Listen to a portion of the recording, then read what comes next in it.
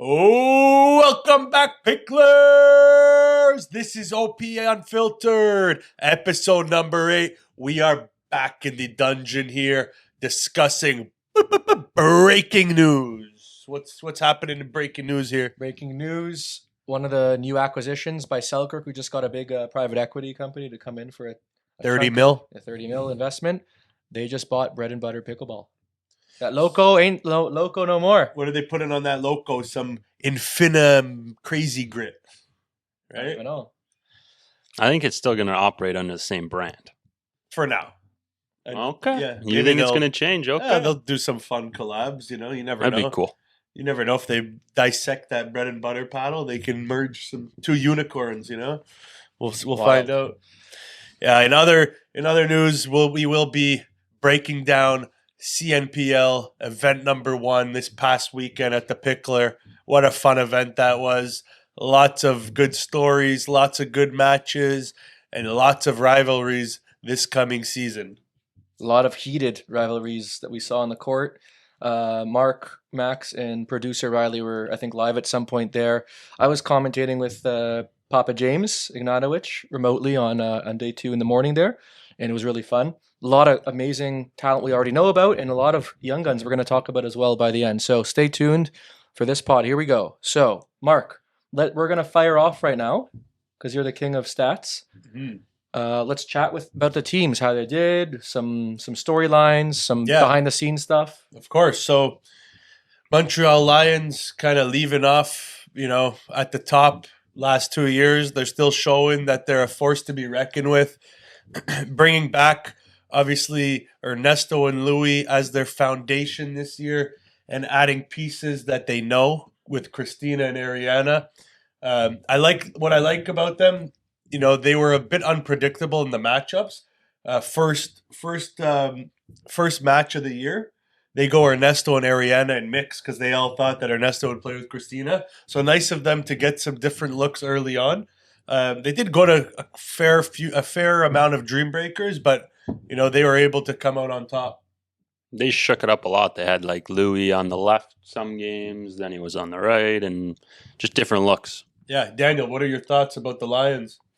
Listen, I think we mentioned before a couple pods ago about our predictions. It's obvious. The Lions are the team that's played the most in PPAs, in CNPL, you name it. You got Christina and Ernesto playing together, Ari and Shinner playing together, Christina and Ernesto.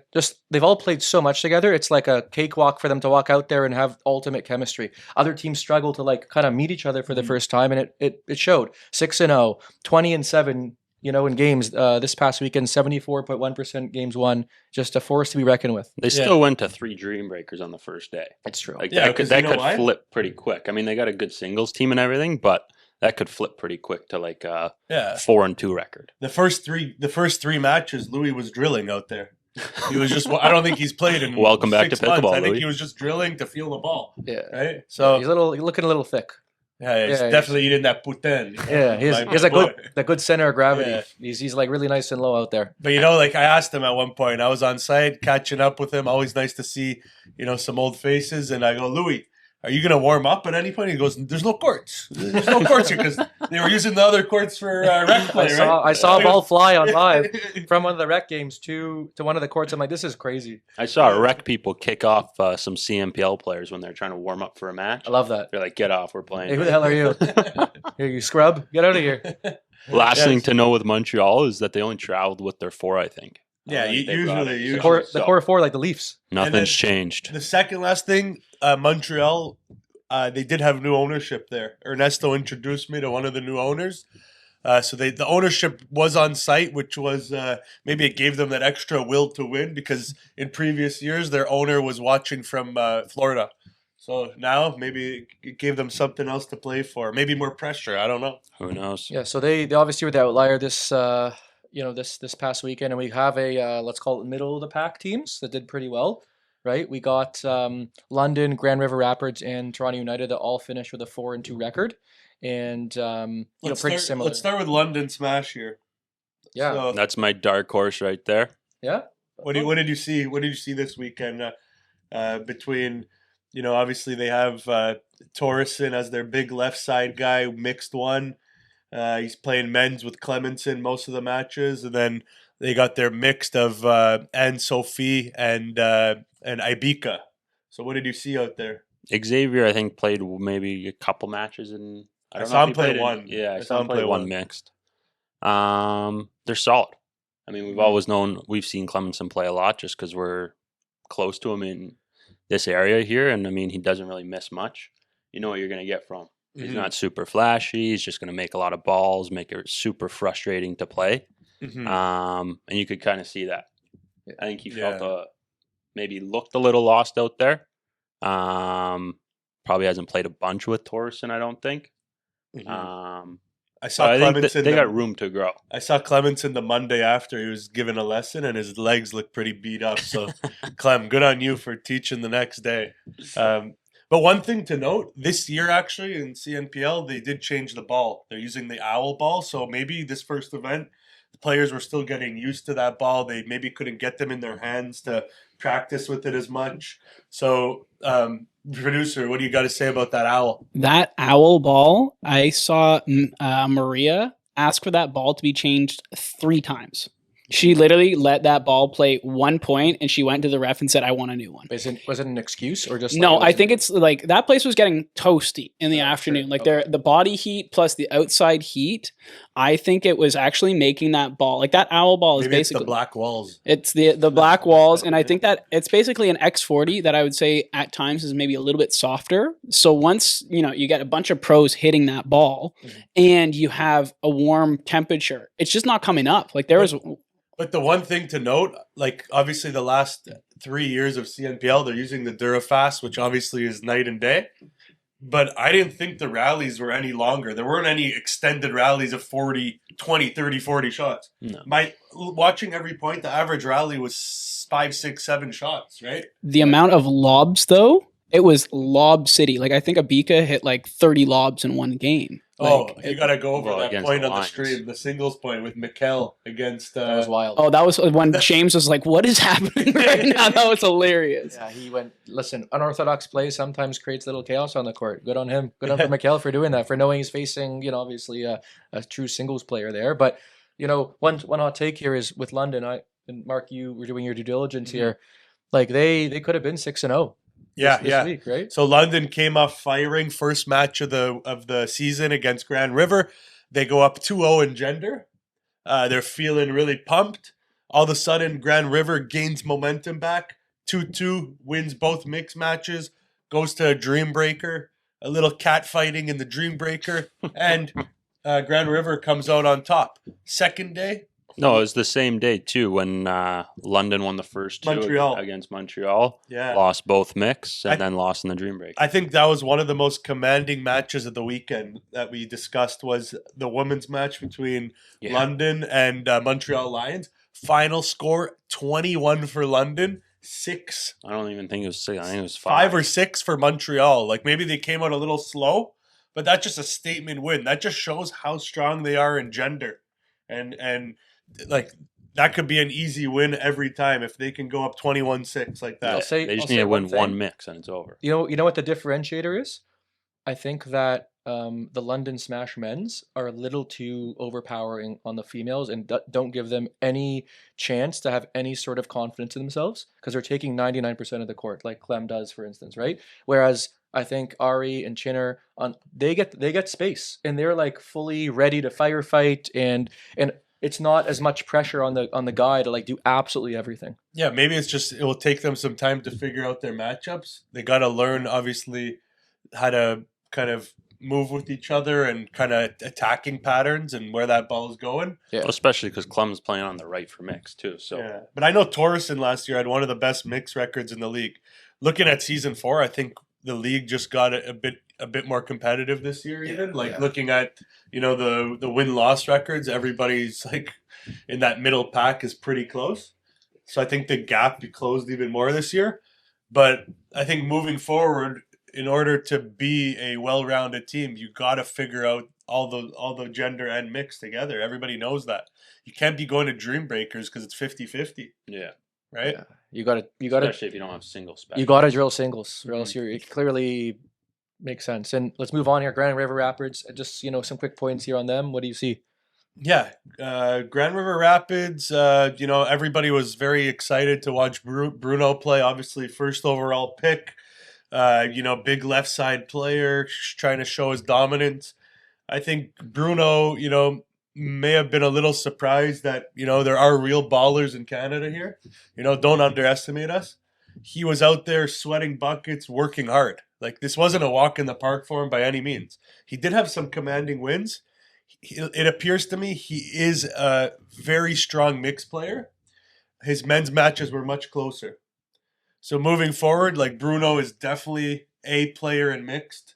He'll try and secure them that 1 point. But the Grand River Rapids did struggle in gender a little bit to get them figured out. With Lucas Wong playing on the right now, he's used to playing the left, experimenting with Darren Wang, playing the Big Donnie. the right as well. They're trying to figure out, I just think in men's, Bruno cannot be taking up that much court. It's not going to work for them. The guys are too good in this league. If he goes and attacks the ball out of there at their body, they're just going to counter in his feet. He's got to kind of play more true and straight up and pick his spots more. Yeah, I agree. And let's go to the OG team, Toronto United. We got a couple boys on the squad. They're missing, obviously, London and Toronto. We're missing the Kawamotos. Not right? London. Oh, sorry, not London. Toronto United and Northern Lights. We're missing the Kawamotos, Jess and Matt. Obviously, still a commanding 4-2. Obviously, record very, very respectful, very great team. They came out 3-0 first day, right? So Big Mike Rizzo came out strong, eh? yeah, they came out guns firing. So what do you think, Max, that the Toronto United look like when Matt Kawamoto comes back? I think it's going to be really interesting to see how they use their three guys, if they do use their three guys or go to two. Because like how Rizzo was playing mixed, he played like 75% of the court. Mm-hmm. I don't see Matt doing that. So for all of you who know, this year in CNPL, you don't have to lock in your lineups before the match starts. One male or female can play gender, then they can sub a bench player out and they can play mixed. I still don't know the real rule if you have to give your lineup before the game starts or you can actually do it mid-game. I don't know. Even if you have to give it before, there's more wiggle room to be creative. Yeah, right? for sure. And that's I like that for the league. It makes it more interesting. Like for the players that are traveling all this distance, they get to play some games. Yeah, I Even like if that. it's just like one game in the series. Yeah, I just sitting there. I just don't think that. I don't think the team managers and owners are necessarily using the depth to their advantage this year. They're still just playing straight up, and I think that yes, on paper, this player has a higher duper, this player is better, but in reality, on the court, they're clashing, and it doesn't necessarily give them the best chance to, with the strategies they want to implement on the court, to have these two players playing together in gender, for example, right? So I really think with this new strategy, maybe have a specialist come in and train with this one player and get really good at having this strategy locked down, right? Well, I think it's important. Like if you're coming in for your second match and getting taken off the bench, then you got to be pretty good at singles. Listen, Yeah. I'd be down to have a chance for that. Like you got to be good in that situation. Yeah. dream breaker specialist. How about that? One Yeah, guy on your if you team. start with a guy on your gender, team. you play your men's, have that person come off, then you have like that more single specialist for mixed and singles. Like, Well, obviously, if you're the home team, you can pick the advantage if you're starting with gender or mixed, right? So, I mean, obviously there isn't a big advantage being the home team. I just think that, listen, team owners, managers, if you want some solid advice, you can always DM us. We'll give you advice for free. We're not going to charge you. No invoicing. What did you guys think of the? I'm not sure if you saw it, but the like snaps and claps that the Toronto United were doing, like together, like the players on the sidelines. Like if there was like an ATP, they had like a certain thing that they did. They would like snap their fingers. Like they did it last yeah, year. they haven't stopped. If it hits if it's a net court, it's a snap. If it's a bag, it's a Viking clap. okay, so there is a code to this. I just wasn't aware. Yeah. Okay, Listen, there were a lot of players getting bagged out there this weekend. Maybe it was Rizzo got bagged in the face. Yeah, I saw a couple big bags. You know, there's claps going both ways. You want to have fun and celebrate it as long as no one's injured. It's good for the game, right? Yeah, it makes it exciting. Let's move on here to Vancouver Owls. You know, they got some big players on that team. Yeah, I think so. Looking 3-3 record, by the way, not bad, right? Very steady. And again, we all know that week one records are a wash because all these players that are playing in super high pressure pickleball for the first time are just getting that monkey off the back. It's going to be a different beast moving forward. And this will only help young guys like McConnor. The more experience this kid gets, he's going to be a force to be reckoned with. So, and they lost 2 Dream Breakers too, so those numbers could flip pretty quick too. Yeah, the Owls obviously. They're not the strongest in Dream Breakers as being a full, well-rounded team. Like obviously they have McConnor in singles. Yeah, they have some strong guys in singles, but in terms of like some females who actually play PPA singles and stuff, they don't have those, right? Yeah, they have Armand obviously. To be honest with you guys, the rally scoring format does not benefit Armand. I'll give you that right now. I saw guys who are not single specialists take a couple points off him because he can't get in a rhythm. You come off the court, you come back on the court, there's no rhythm. He's a rhythm player. He needs to get in those patterns and feel the ball, right? Yeah, momentum player for sure. He freaks out, screams like a war cry, and like he can't get off the court and just be quiet after that. So switching every 3 points is not going to be to their advantage, right? Yeah, exactly. But looking at Vancouver Owls, they have 2 young guns on their team between McConnor and Armand. I think this year, this league, the CNPL, has to thrive off being a development league for the top leagues. And it's only a great opportunity for these young guns to showcase the talent we have here in Canada and use this as a platform for them to maybe one day, hopefully, go and play MLP. Yeah, we are the AHL to the NHL, is what you're saying?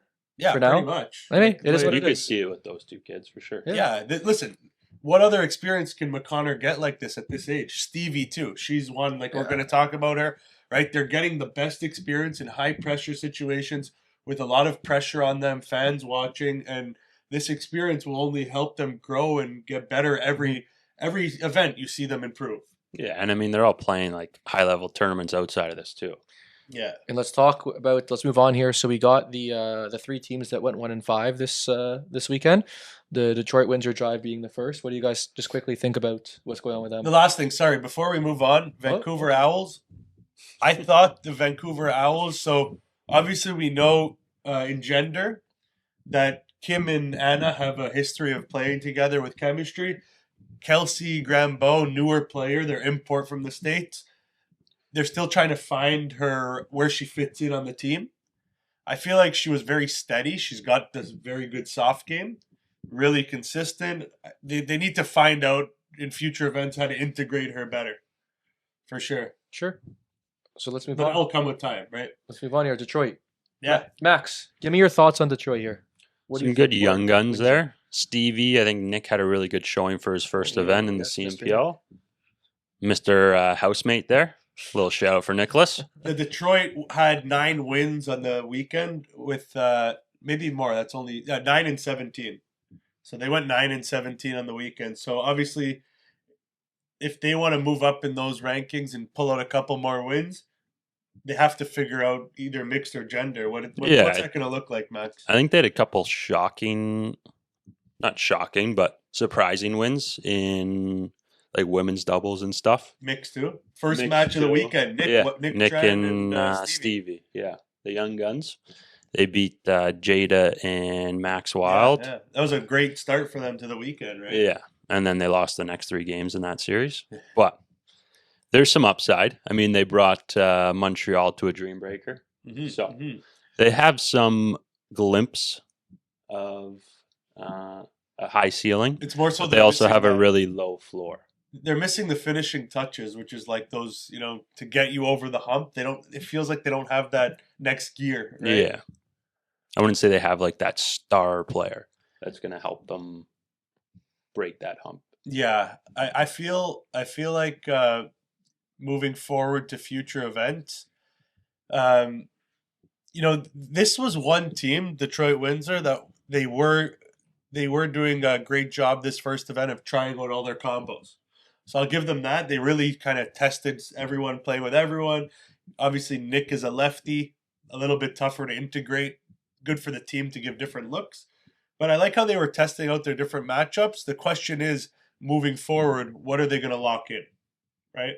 Yeah, I mean, you can see that in the bottom 3 teams, they tried a bunch of different matchups. They don't have their star player, Exactly. their A, right? Yeah.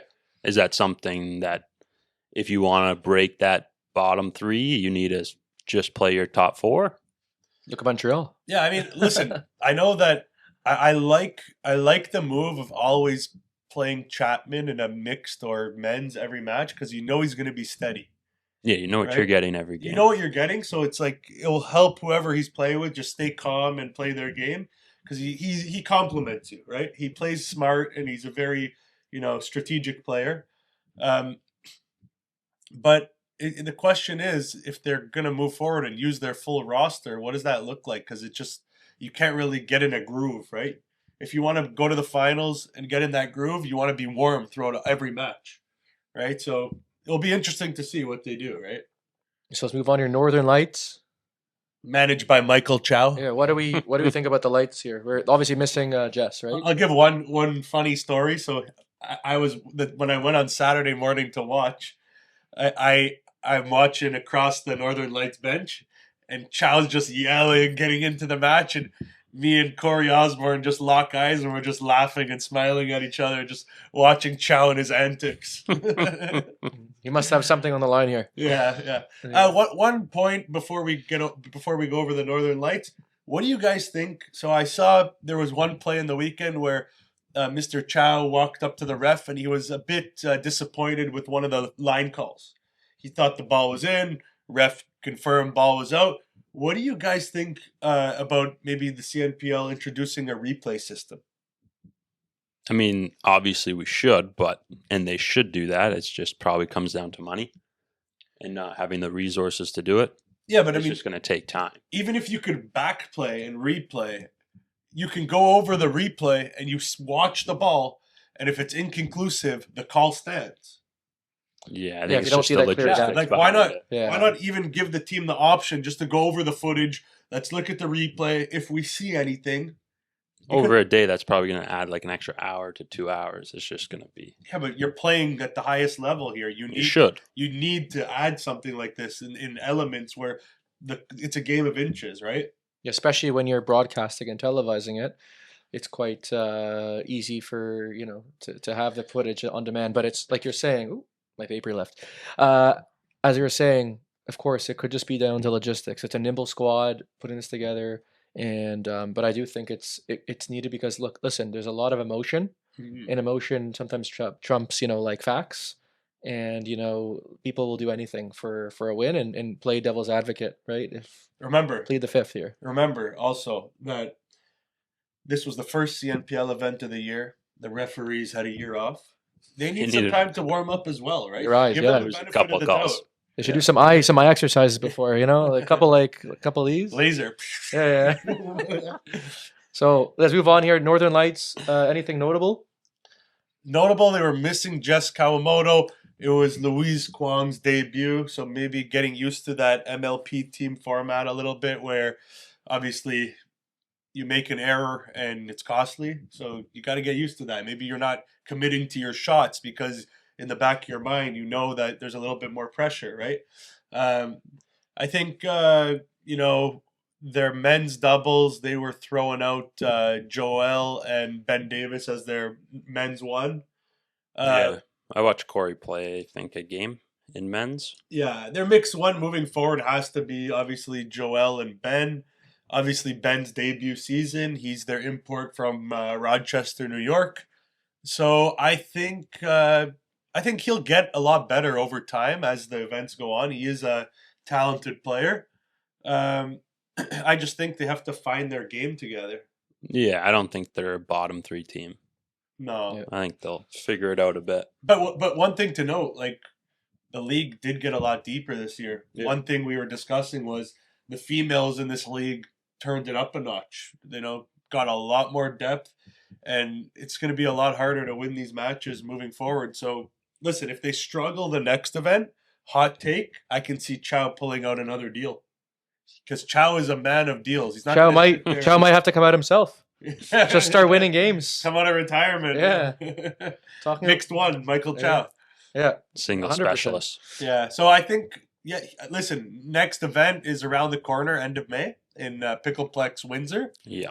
So But it's only like 4 teams, 5 teams. which teams are playing in that event? I have Let's it pull somewhere. that up real quick just to see if the Northern Lights are playing. The in May. Northern Lights are playing Vancouver Owls, Detroit, and Grand River. Oh wow. Wow. So And then like the first weekend in June, it's the other 5 teams Eastern, or 4 yeah. teams out in that new facility, Sure. Atlantic. in PEI. Yeah, that nice. place is sweet. So That'll be let's fun. let's move on here to the York Yeti. One thing I have to say on the York Yeti, and honestly the league in general, and this was highlighted by a viewer, like we got to make sure that if we're gonna be a professional league, we got to make sure that the jerseys are like up to a certain standard. You can't have people out there wearing T-shirts with their names on the back of it. We need jerseys. We need like actual uniforms, which give off the Some of them aura. are pretty tough. Yeah, like Like Vancouver's did not like like I'm sorry, but yeah, like some of them Sorry. are. We just gotta, we gotta make them a little bit classy, a little bit nice, not something out of ChatGPT. Listen, it's the first event. Give them Yeah. the benefit of Yeah, the no. And if we're going sleeves, everybody goes sleeves. Yeah, The one from Northern Lights was. yeah. I mean, there were some comments that I was hearing from some players that they weren't too happy about those jerseys that the Northern Lights were playing. But in I would terms say, of, like, the bright colors. well, just the feel and the look. Like as soon as you started sweating in that, it was. Sure. I can't say that was a high quality shirt, but Toronto United, those guys were looking sharp. Yeah, They always. were looking really The really bags sharp were in their nice. jerseys. It doesn't matter that you went 4-2. It matters if you look good doing it, right? So let's make sure that we get the standardized the jerseys. This is a professional league after all, right? We're not a men's bush league. There you Yeah, go. I mean, listen, if you need a jersey guy, we got that too. Give us a shout. So York Yeti, right? What are we gonna talk about? What are we gonna say about that? York Yeti. So big changes. The York Yeti last year were called the Southwestern Ontario Brewers. Now they reside in York. So biggest changes: Mark Clemenson out. London Smash. Who else was on Southwestern last year? Rosati. No, that was Amanda Rosati. Yes, out. Was McHale? Mikhail, no, he was Oh, that on. wasn't. He was on the Prairie Pronghorns Yes, last yes. year, yeah, right? yeah, yeah. So there were some notable changes for York Yeti. The question is, they made a trade or they brought in Audrey this year. Yeah, they signed her. Audrey was looking really good out there. James loved her. Yeah, James was like, oh, who is this girl? Firing left, right, and center Shout out Audrey. James Ignatowicz from his coaching hat in Shenzhen, China. said that Audrey had some very good mechanics, which she does.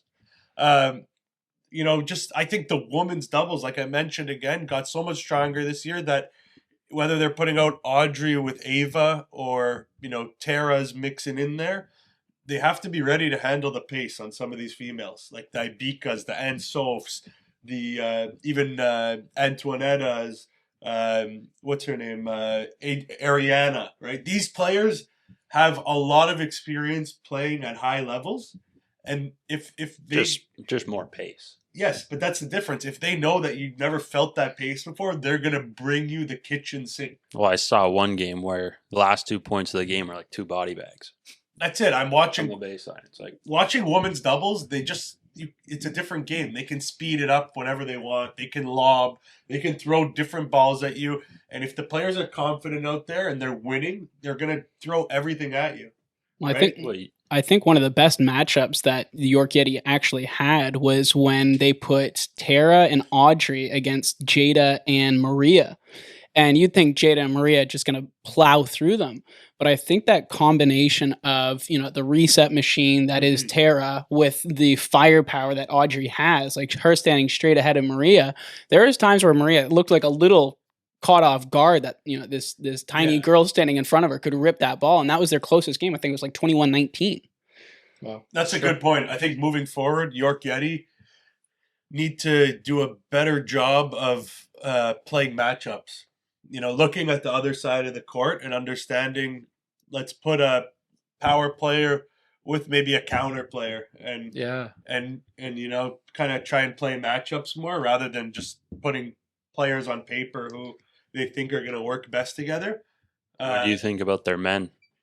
Yeah, the men, I watched a couple matches, a couple close games, a couple blowouts, just couldn't get in a rhythm really. Like they had good point construction. They had some nice setups, and when it came time to the finishing touches, there was just a couple too many errors being made. Off maybe trying to overswing, maybe too much adrenaline, going for too much. I don't think in men's doubles you need to go for that much. You need to be consistent, and you need to put the finishing touch at the right time. I was saying that I think that obviously what momentum is massive in rally scoring specifically. I think you can't let your momentum get to a 12 out of 10. You got to keep it consistent at like an 8. Mm-hmm. So you're never going for stupid shots, right? Because you think you're able to hit everything, and you're not low and sulking into the ground. You got to keep it steady and keep it super, super simple. Yeah. So yeah, all in all, obviously York Yeti, maybe they can, you know, they didn't really use their new addition Jacob much, you know, so I think whether they're going to try and pull out a trade or, again, look at the next event. I would love some trades in the league. Yeah, Keep it fun. Listen, that's what keeps things fun. I think if looking at, you know, if we're going to make a trade here, the season's still young. I always have the philosophy of let's do things early after the second event, and let's try new things out if it's not working early. Mhm. Some people say don't panic, but by the time you wait till the 4th, 5th event, these players don't have time to have to train with each other and get those patterns down, right? So Yeah. in this type of league, if you're going to make a trade and things aren't working, 2nd, 3rd event, let's start talking shop. I mean, Montreal has McCaffrey on their roster. Could be an interesting piece for someone. I think McCaffrey would do fantastic in this league, playing his right side role as a counter player. Also, the other note Yeah. would be Jacob Balcoi, too. Oh yeah, he left out. They got, Yeah, they got that's 3 true. guys on the team right now, and Yeah. before the next event, they're going to have to move that to... Yeah. Well, Would they have they- 4 people. When they make Matt active, Exactly.